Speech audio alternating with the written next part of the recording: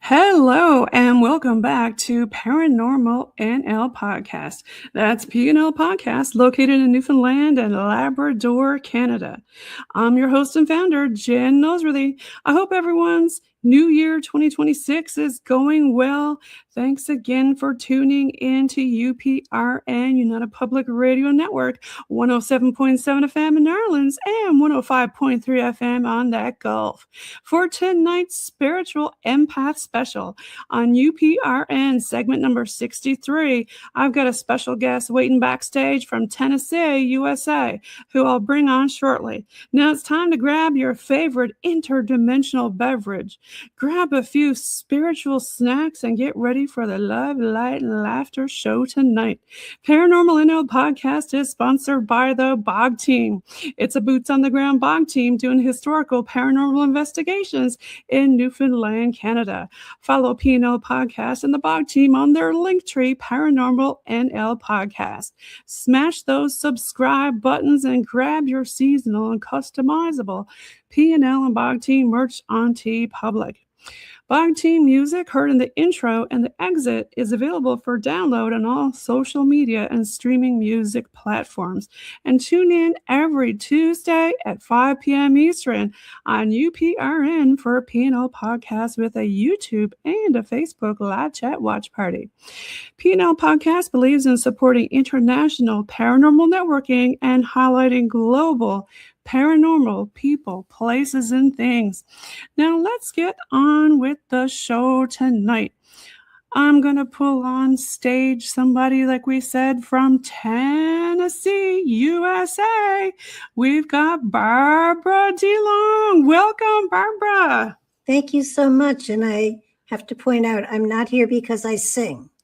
I'm down here to be with my grandchildren. So, Barbara, I've got to give a shout out to Mark, Eddy, and Bryan Bowden from Third Eye Live. They're the ones who actually introduced me to you, and that's how I discovered you. Oh. So tell us a little bit about yourself to the people on United Public Radio Network and PNL Podcast. A little bit about yourself. Well, I've been in the field of metaphysics, paranormal, for over 50 years. And I've been doing this work on top of the fact that I'm a retired school teacher, but I've been called a lot of things. I prefer spiritual empath, but there's also psychic and medium and channeler and podcaster and documentarian and ordained minister, Reiki master. It's a long list. It's, if you really are that interested, my website has an About Barbara section that gives you gory details. Well, Barbara, I really appreciate having you on the show tonight. Now, you've got a lot of interesting things on the go. I wanted to show on the stage here your cosmic deck of initiation, and also before Roswell.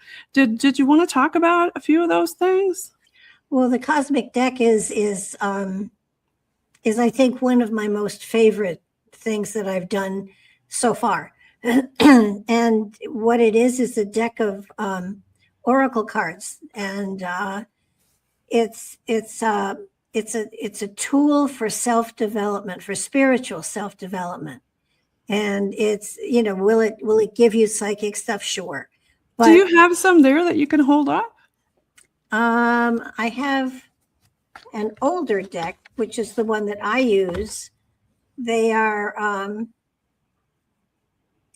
the old deck is. Okay. Now didn't you draw these? I drew them all, I painted them all, and I'm not an artist. Wow. Yeah, hold up some more. Let me see. They're really kind of fun in that they're not standard tarot. Anybody can use them, anybody can get information with them. Right. And children can play with them. They're the meanings of the cards. are in the little booklet, certainly, but there's a handbook on how to use the deck that is really, it's about 300 pages of wonderful spiritual information. It helps you understand how to use your talents, your gifts, and your personal insights in making your life better and richer and more magical. Now, isn't that one on the wall behind you? Is that another one that you drew? Oh, well, actually, I started doing, yes, I did that. I started doing personal mandalas a long time ago, and people seem, and I'm not an artist, but people seem to really enjoy them. And after I'd done about 500 of them, and they're all over the world, I said, these would make a great deck of cards that would not frighten anybody, but would give people insight and help them to grow more spiritually. So that's what I created the deck. And not only is the deck out there, but you can get an app on your cell phone. Oh. It has the deck on it, and it has all of the meanings of all of the cards in it. And I recorded it. So as you pull a card, you can either hear me telling you about the card, or you can read the definition that is in the handbook. So how do you use it? You just shuffle it and you pull out random card, just one card, or do you usually? Well, there are lots of different spreads. There's a 1-card spread. There's a pyramid spread that goes into body, mind, and spirit, and career, and love, life, and spiritual. And then there's a huge layout, which is when I do personal readings that I use, that uses 30 or 40 of the cards. Oh, wow. So, that's a lot. Yeah. The readings get to be long, yes. But sounds really fun. So what got you into drawing these? I was in a class for spiritual development in a spiritualist church, and right. He would give us homework every week, and one week it was to draw a mandala for somebody else in the class.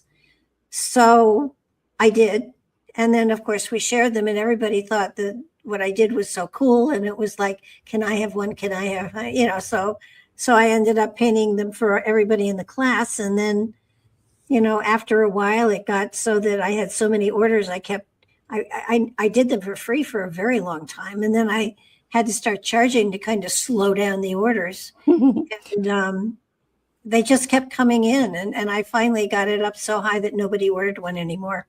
Do you want to talk about the significance of the mandala? I mean, isn't it in itself sacred geometrical patterns that people think are the interlockings of the universe and vibrational patterns that we are only now unlocking? For example, if you put salt or something on the table and vibrate it to different frequency, you'll get different mandalas. It's true. And of course, in Tibet, they do beautiful sand paintings. If you look at a lot of the old mandalas that are out there, every one of them has white in the center, which basically is saying at the very center, at the very core of everything, is a connection to the source of all creation. Wow. Okay. So, yeah. And so all of my mandalas have white in the center, and the colors are the chakra colors that I used, so that every card has a representation of every chakra in it. Okay. And so it's a multi-dimensional deck, and it's been out there since I think 90 something, 1 or 2 in there someplace. And yeah, there's all kinds of different genres and categories, like creativity, daily challenges, spirituality, oracle, tarot, wellness. Yeah. And I found I had one person sent me an email and said that he was in Kuala Lumpur studying with a Buddhist monk there. And when they were having a tea break, or in my case, a Diet Coke break, talk of mandala came up, and he was talking to the monk was talking about it, and he said, I know of someone that paints mandalas, and they're circular, and the monk said, that has to be Barbara DeLong. And so my Yeah, my friend wrote and said, does the sun never set on your empire there? And I guess not. How long, Barbara, have you been an ordained minister? Well, about 30 years. Wow, that's amazing. I love that. Now you've got a lot of other things that you do. Did you want to talk about Nightlight Radio? Well, Nightlight Radio is my platform actually now. Nightlight Radio has been in existence for going on 20 years. And we broadcast now on StreamYard, and it's on YouTube, and we have over 1,000 podcasts, shows that are out there. And I think the exciting thing about it is we've passed 500,000 downloads, and we're on our way to 600,000. Wow, that's amazing. That is awesome.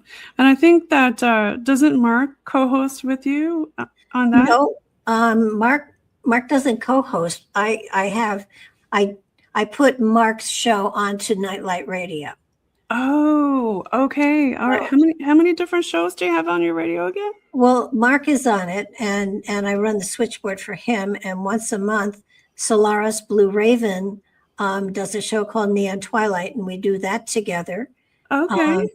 And from time to time, we've had other people that have had shows that they've wanted to do, and I've just put them onto Nightlight. Mary Joyce, who has a fabulous website called Skyships Over Cashiers. And she did shows for quite a while. She does one every now and then. And people come back every now and then and do more shows. So it's an amazing platform, and I've been able to put phenomenal information out there. And I interview authors so that I've had almost 1,000 authors. And one of our favorite is Gary Wayne, who is going to be on the show in January, and earlier this week he'll be on.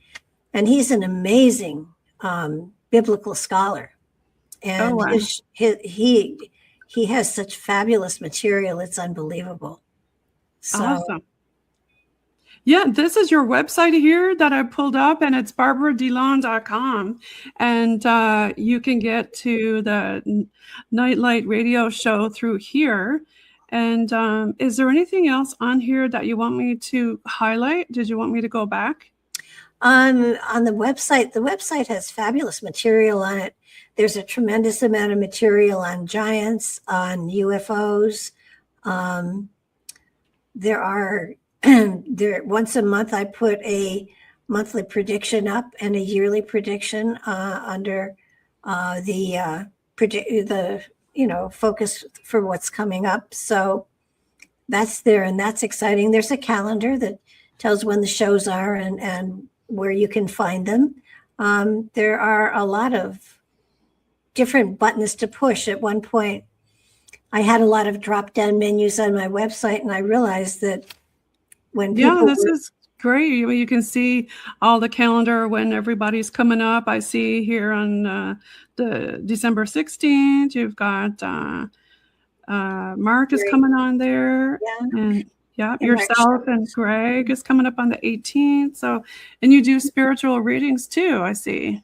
We do free spiritual readings because there's a big difference between a spiritual reading and a psychic reading. And I think people really need to understand when they go to a psychic, the psychic is literally reading them. They're reading their breath. They're reading their the way they sit. They're reading their eyes. They're reading their clothing. They're reading how they move. They're reading. A reader reads, and when that's the case, then you're giving them hints of all sorts. And that's related to empath, correct? Yes, but what I do is a spiritual reading, and so people will ask for a reading from the comment section.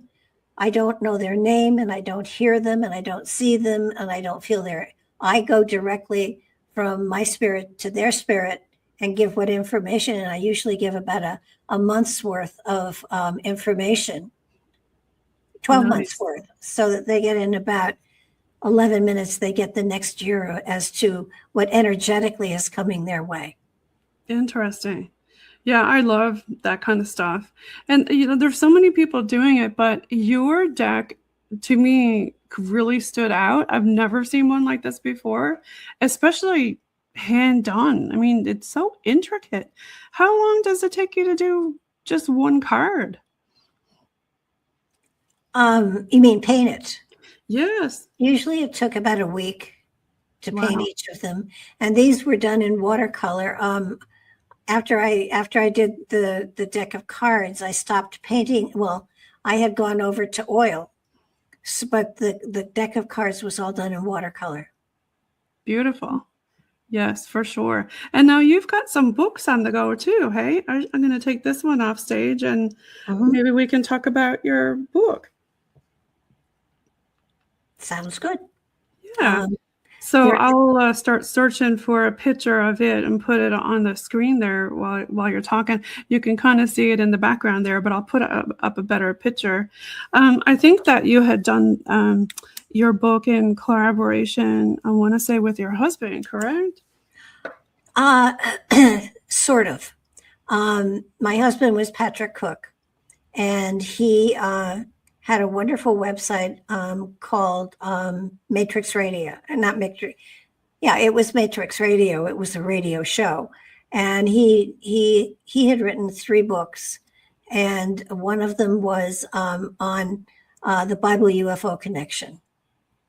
And in his website, his radio show, everything, he did get into UFOs. And when he passed away, I took his section from his website that were on UFOs and that were on giants, because that material was not in any of the books that he wrote. So the giant material and the UFO material is on my website. And Ken Goudsward contacted me at one point and said he was going to write a book on UFOs in the Bible. And he said, I saw your material, and he said, can I use some of it? And I said, yeah, absolutely, go for it. And then he got back to me again and he said, do you want to co-author it with me? And I said, sure. Okay. And so what he actually did, the meat of the book is material that Patrick had pulled together. Dear Patrick. And I'm so sorry about Patrick. Oh, me too. And Ken and I both wrote a little bit about each section, and then we did, and he did a summary and I did a final, or the other way around. I forget which it was. But and I got to meet Ken. Ken was just on, so he was on season 4, episode 2. So yeah, everybody listening, you definitely got to check out Ken's episode. And like as she said, they wrote this book together. Yeah, it was really, there was nothing for us to really write. So it was all the articles that Patrick had gathered over time, and he's not the first that took a lot of the material and used it in a book. But you know what I thought was really interesting, Barbara, when you were on the show with Bryan and Mark, the Third Eye Live, you were talking about the Red Baron. Did you want to talk a little bit about that? Yeah, that's my great piece of trivia. It's not the only piece from the book, but it's my favorite. The very first person to shoot down a UFO was the Red Baron, the real Red Baron in the German army. And apparently he was flying somewhere in World War I, saw this strange thing, thought it was the enemy, shot it down. The pilot got out and ran into the woods. They never found the pilot. And this is 1917. Yeah. Right? And he it was just nothing. I shot an enemy plane down and that was it. And he walked away. I don't think ever got credit for it, but it was the first UFO that had ever been shot down. That's amazing. And nobody ever thought no big deal to equate that, right? Well, it wasn't until 1947 Barbara, didn't they call them Foo Fighters back then? Or was that after then? That's after. That was after. Okay. Yeah. But I think what amazed me was that prior to 1947, UFOs were no big deal. Yeah, somebody saw something in the sky. I don't know what it is, but look. And nobody was afraid of them. Nobody was interested in them. It was just something else that was flying around and you don't know what it is.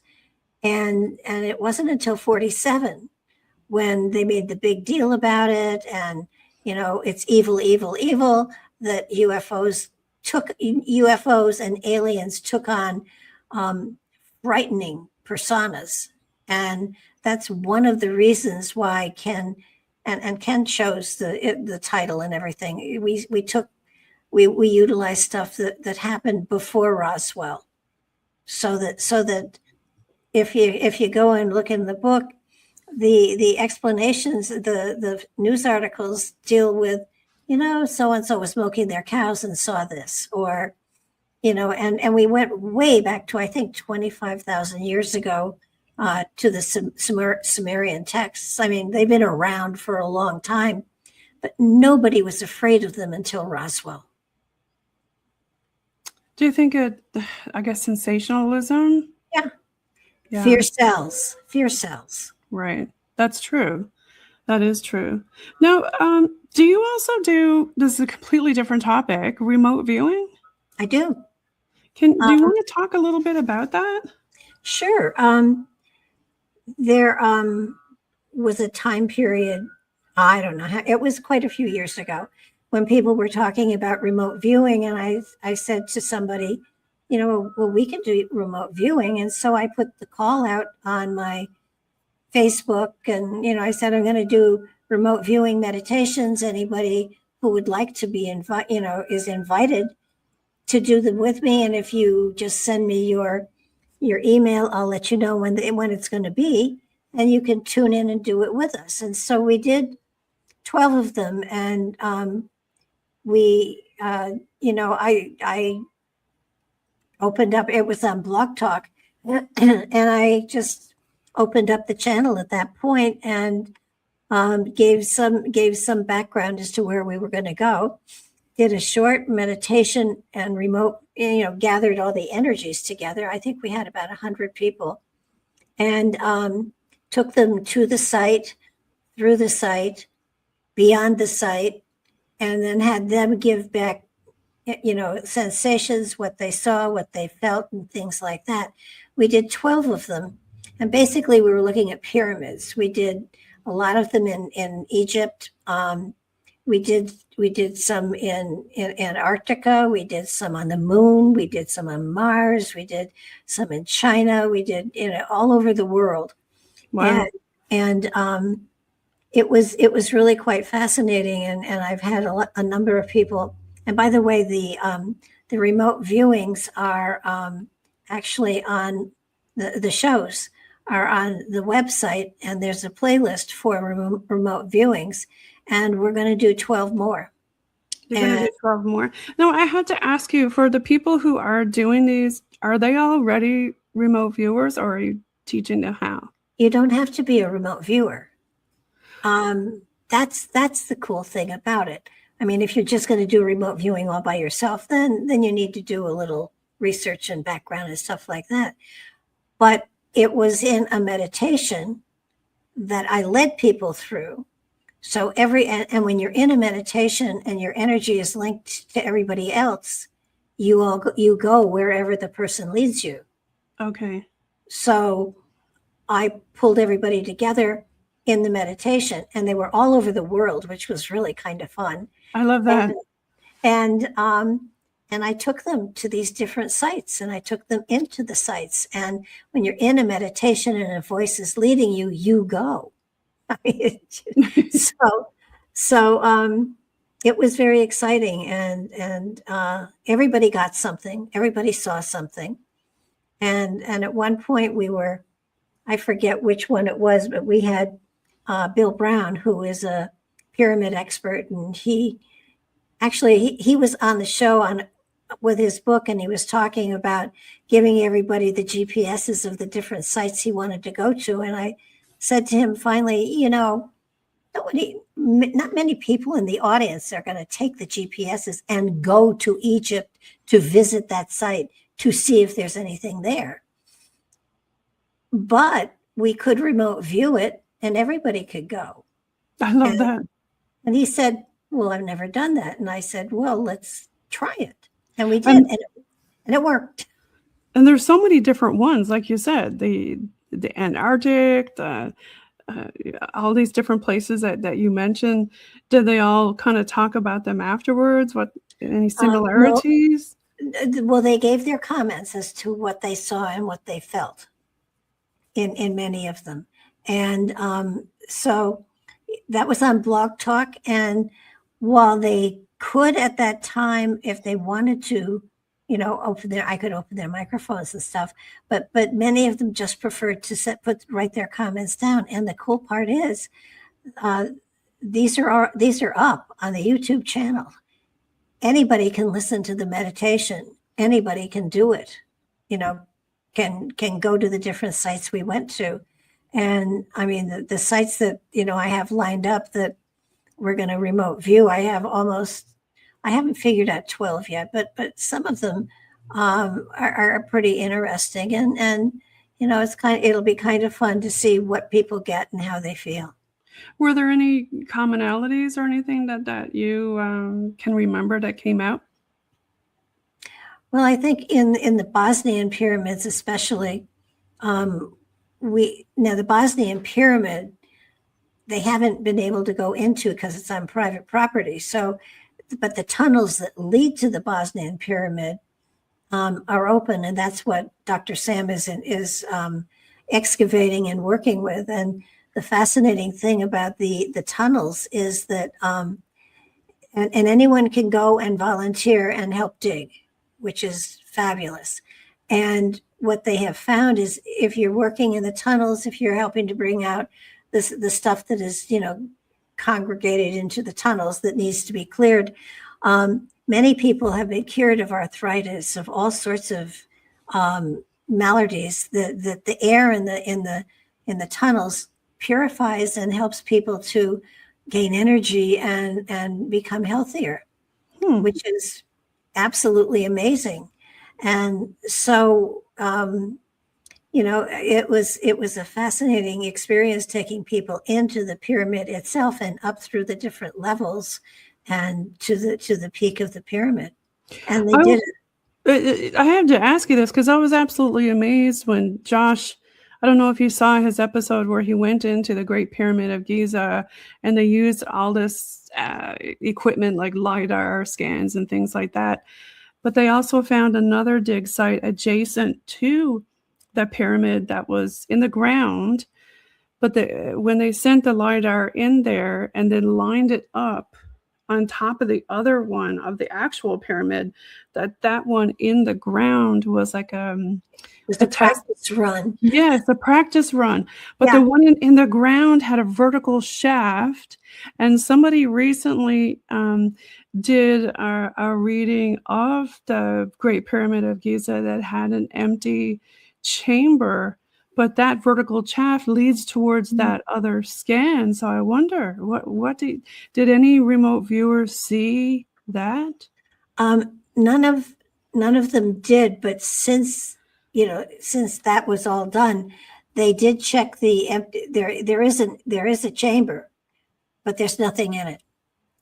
Oh, really? Sadly, yeah. Yeah, because there was one chamber where his sarcophagus was supposedly to have been, but he wasn't there. And there wasn't anything else in the room. Is that the one that you're referring to, or is it the other one? No, there was nothing. The one that is right above the grand entrance. Yes. Okay. There's nothing in that one. I know they took a camera in. A teeny camera they could put in, and there was nothing in there. It makes you wonder, what did they use this thing for? Because you said about the healing aspects of it and things. It does make you wonder about the energy, because it seems like something that was built for a purpose, but we can't figure out what. From what I can tell, the Great Pyramid was used as a machine. Yes. It generated energy.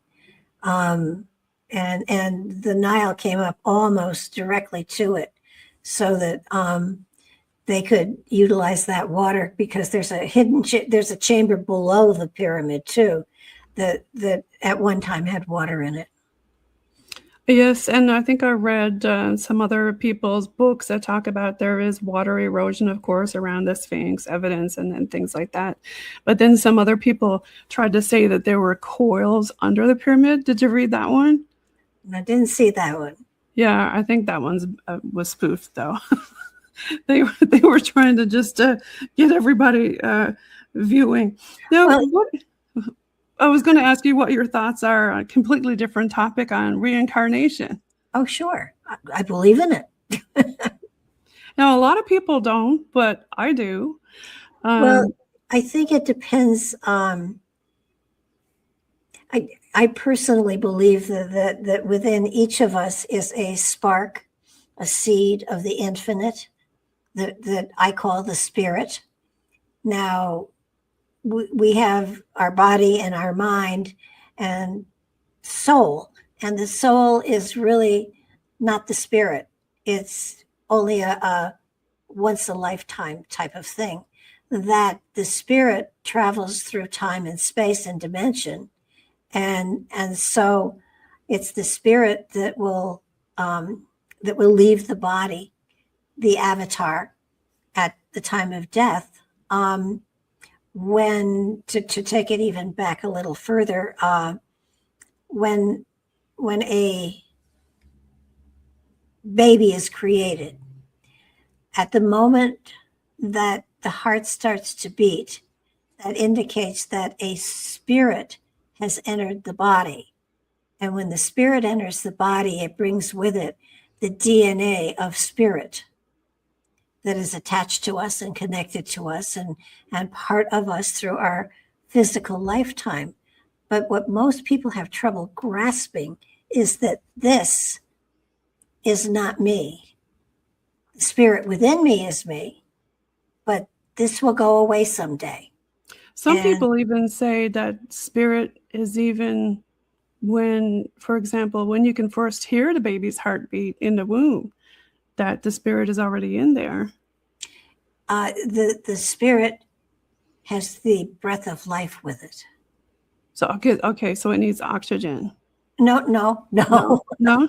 Spirits are etheric. They have no shape, form, or anything. They are Energy, right? Energy. Yeah. And it's that energy that starts the heart to beat. Yeah, because it's like from a nursing standpoint, I'm thinking it's beating in the womb, but when you're saying that there's no, shall we say, it's an empty shell. Oh, okay, yeah. So the spirit comes in, the heart starts beating, and that lifetime begins. Yeah, it's amazing, isn't it? I mean, life goes by so fast, and you always think, what happened? Like, where did it all go? Yeah. You know? But if you were reincarnated, what would you like to come back, or who would you like to come back as, or do we even get a choice? I think the thing that most people don't understand is that in a physical form, our consciousness can't conceive of anything other than this. But with a cosmic awareness of the spirit within you, there's every possibility in the world. And frankly, my vote would be, I'd rather not come back to the earth plane. I'd rather go to a different dimension and try that on for size. That sounds fun. Now, when you say a different dimension, not a different dimension on Earth, because several people or a lot of people believe Earth has several different dimensions. You mean a different dimension in another universe? Cosmically speaking, yeah. Yeah, that would be interesting. And it makes me think about that movie, with Jodie Foster, where she goes into space. Contact. I don't know if you've seen that one. Yeah, I have. Yeah. When you think about it, it's we're in a very small part of the cosmic universe, aren't we? Yeah, and I think so many people get caught up in that box. Yes. It's this lifetime, this place is all there is, and that's just so not the case. I agree. Now, some people think that you can come back as an animal. I guess you could. I've not spoken to any animal spirit that was a human. I mean, I've had cats. I have cats. I'm a cat person. You may have heard mine singing in the background. Mine sings the song of her people usually when I'm on a show. I have had a cat that. Oh yes, yeah. I see your tree in the background. Is there anybody on the tree? I've had a cat that came back to me a second time. Oh. And she knew me. She knew, the cat died. A year or so later, I picked up another kitten, and it was Smudge. It was my cat. Oh. I knew it. So I do think that animals do reincarnate. So why not? Yeah.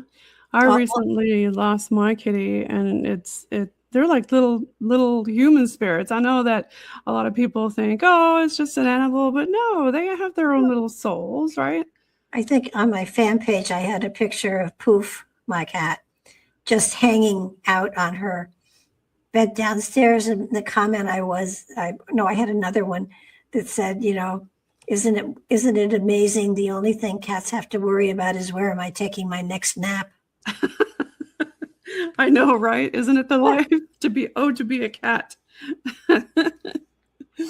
Now, with being a spiritual empath, do you think that empaths are more connected to not only just humans by nature, but animals and every other vibration?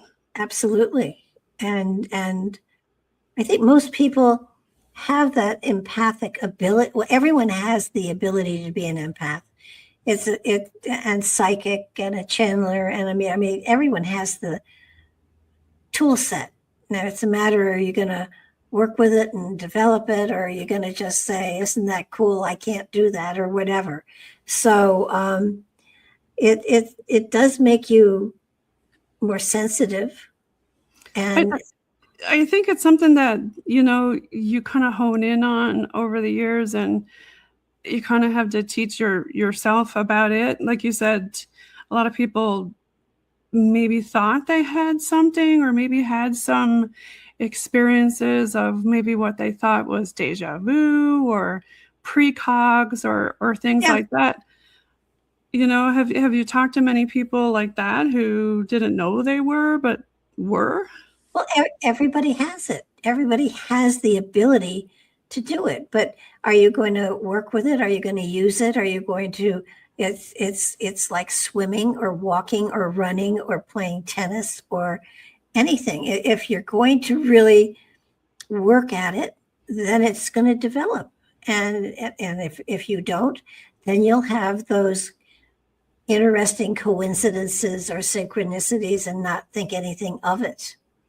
I know that I'm very cognizant. I miss some, but I'm pretty cognizant as to synchronicities. And when I have always been an East Coast person, a Northeast Coast person.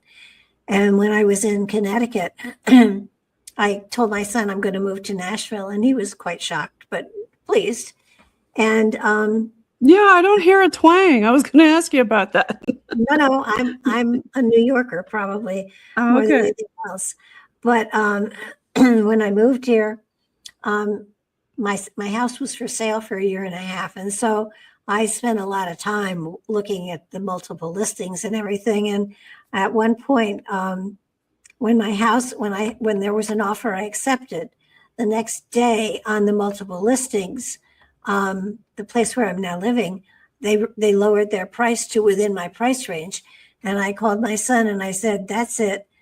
Go see it. Make sure it's, the pictures are accurate. And if it is, buy it. And he looked and he said, yeah, it looks nice, but do you want to fly out and take a look? I said, nope, just buy it. Just buy it. Just take it. This is what I want you to pay. And he said, Yeah. you're supposed to bargain, Mom. I said, nope, that's what I'm paying. That's, they'll accept it. And I got to give a shout out to Michelle. That's why I've got her up there with UPRN, United Public Radio Network. He called me and he said they accepted it. And so I furniture was sent, I moved. And the very first time I saw it, of course, was I owned it, and it was better and bigger than I thought. It's like 3,000 square feet. It's a condo, but it's big. And so there are only 14 units in this complex. And so I after I had moved all in, I went around looking to see what everybody did with their little gardens and stuff. And, a lot of people up north said, you're going down south and look what you are, they're going to burn you with the stake. And I said, I don't think so. And so I noticed for the first time, and one of the things I wanted was to be by water. And of course, Nashville is very land bound. You're pretty far from water in Nashville. Except right beyond my backyard is a stream. Oh, okay. So I got my water. And every now and then I would say, give me a sign that this was a good move. I think it was, but, confirm it.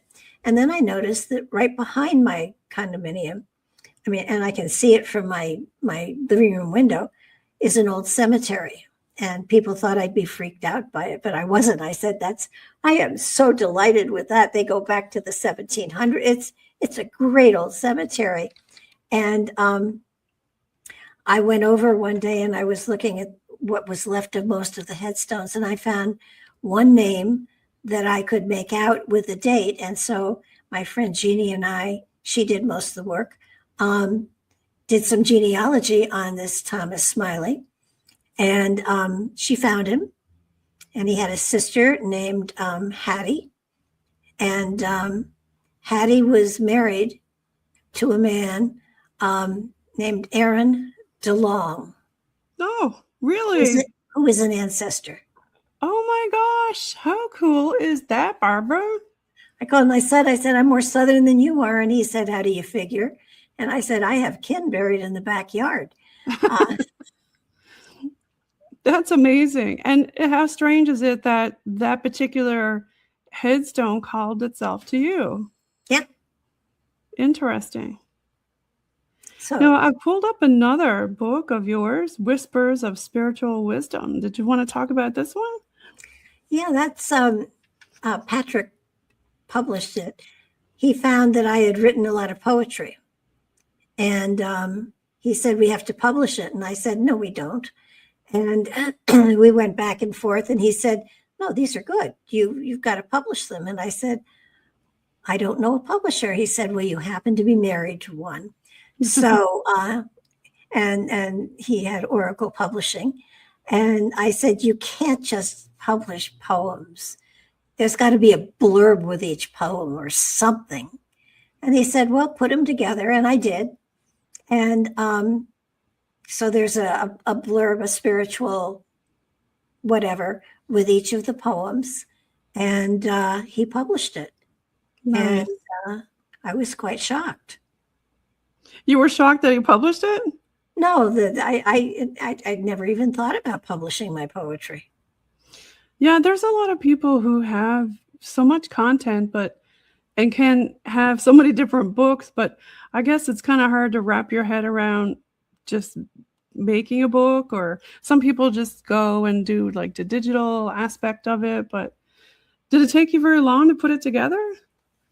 No, I had a folder of my poems and I wrote the blurbs, but it just, I was surprised he thought they were, and and it's actually sold, which, blew me away. Of course it did. Everybody loves wisdom, especially spiritual wisdom. Yeah.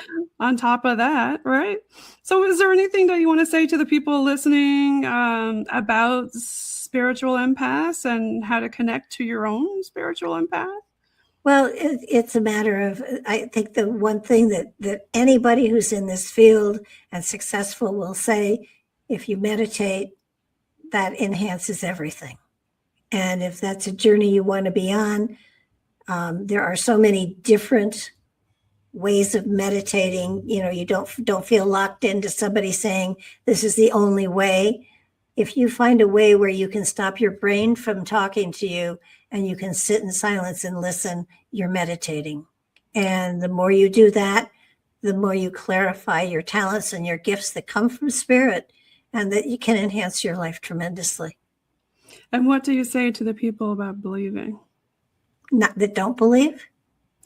I think that a big part of becoming and learning about yourself is believing in certain things. What do you say to that?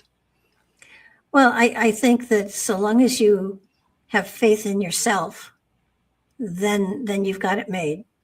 If you listen to somebody telling you qualifications you have to have in order to be this or that or the other, that's ridiculous. All you're hearing is their opinion, and there's no guarantee they're wiser than you are.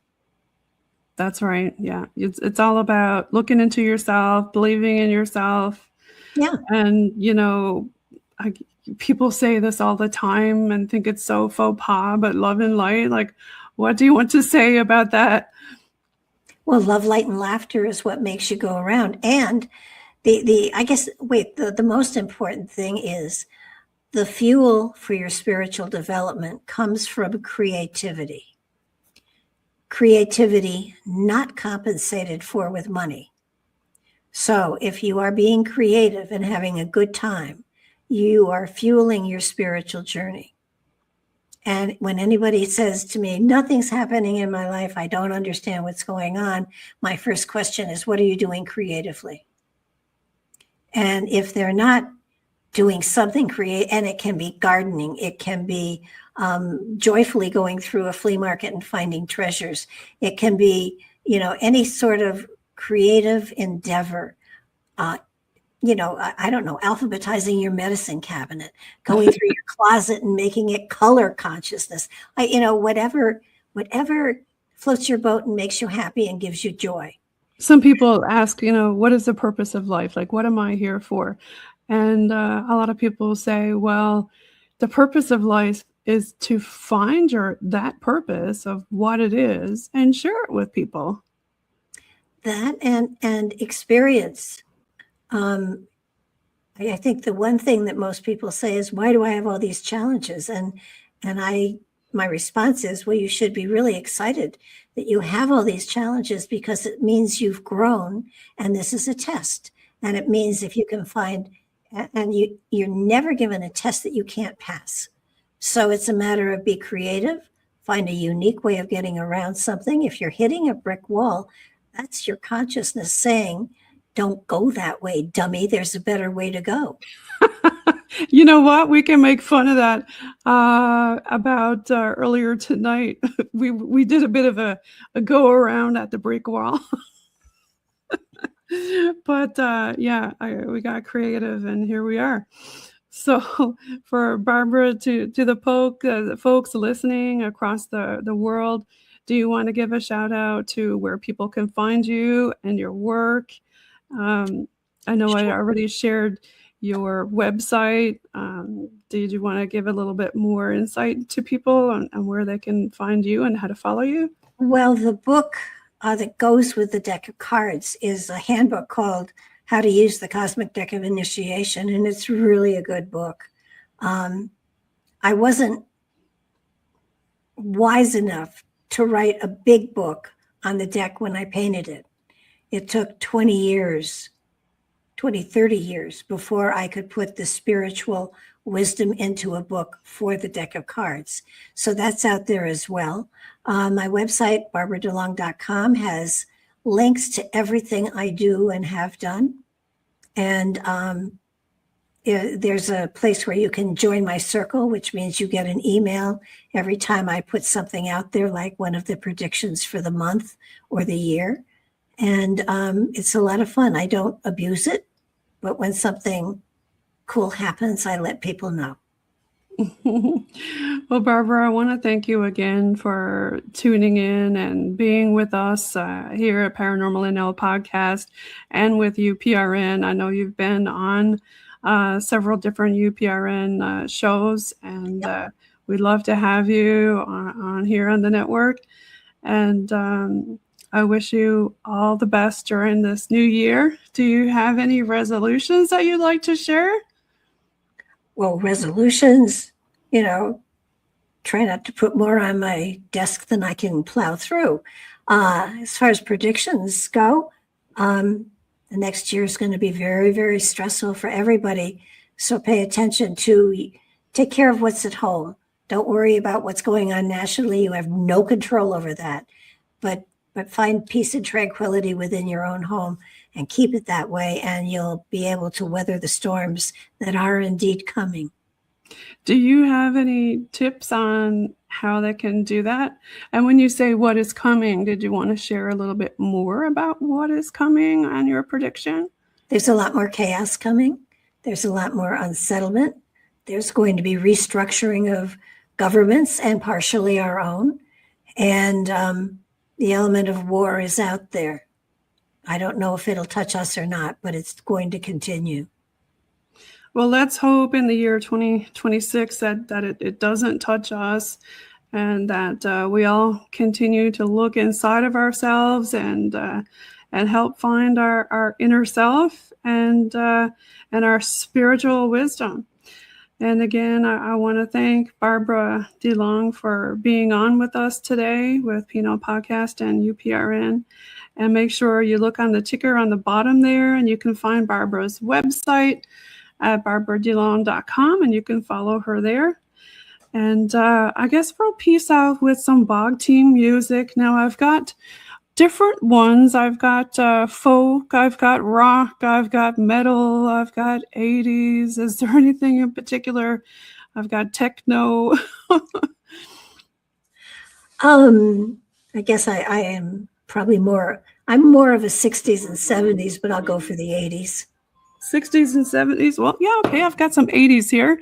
We'll put some BOG Team 80s music on to lead us out. And thank you so much again, Barbara, for being on the show today. Really appreciate having you on. My pleasure. Everybody have a great 2026.